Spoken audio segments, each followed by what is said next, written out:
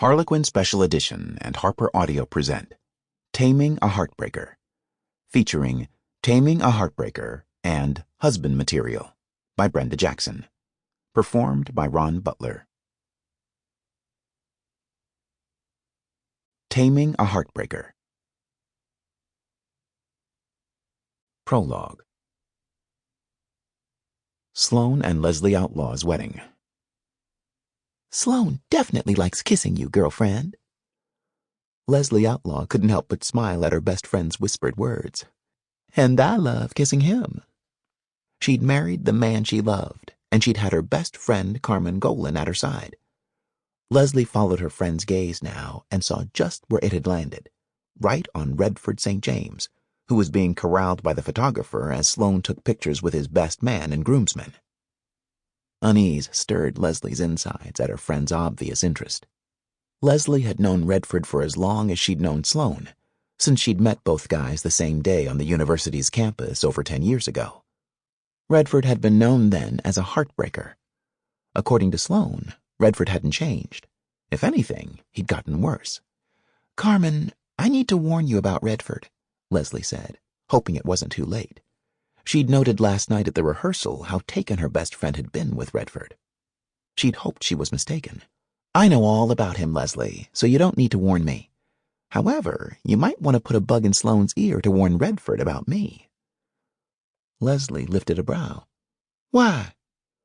A wide smile covered Carmen's face. "Because Redford St. James is the man I intend to marry. Your hubby is on his way over here. I will see you at the reception." Leslie watched Carmen walk toward Redford. Marry? Redford?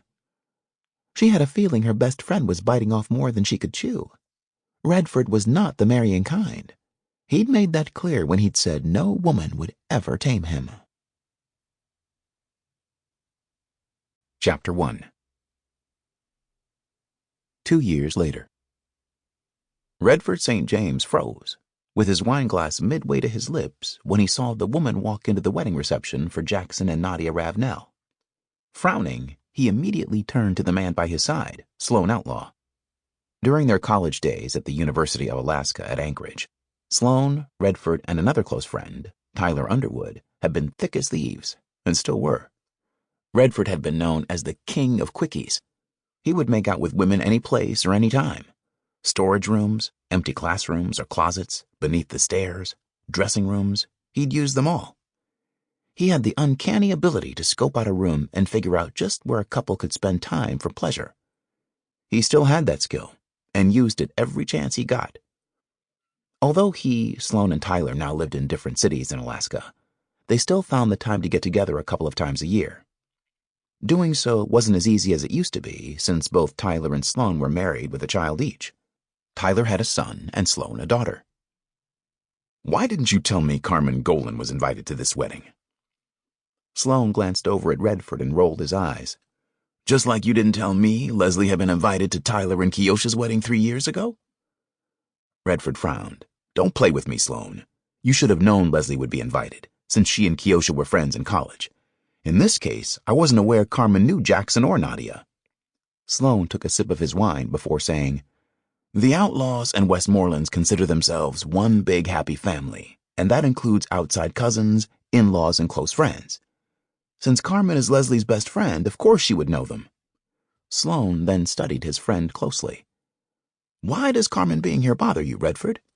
If I recall, when I put that bug in your ear after my wedding that she'd said she intended to one day become your wife, you laughed it off.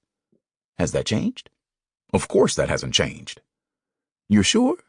Sloane asked. "It seems to me that over the past 2 years, whenever the two of you cross paths, you try like hell to avoid her. Most recently at Cassidy's christening a few months ago." Cassidy was Sloane and Leslie's daughter. Redford was one of her godfathers, and Carmen was her godmother. "No woman can change my ways. I don't ever intend to marry. Who does she think she is, anyway? She doesn't even know me like that. If she did, then she would know my only interest in her at your wedding was getting her to the nearest empty coat closet. The nerve of her, thinking she can change me." "And since you know she can't change you, why worry about it?" "I'm not worrying." "If you say so," Sloane countered. Sample complete. Ready to continue?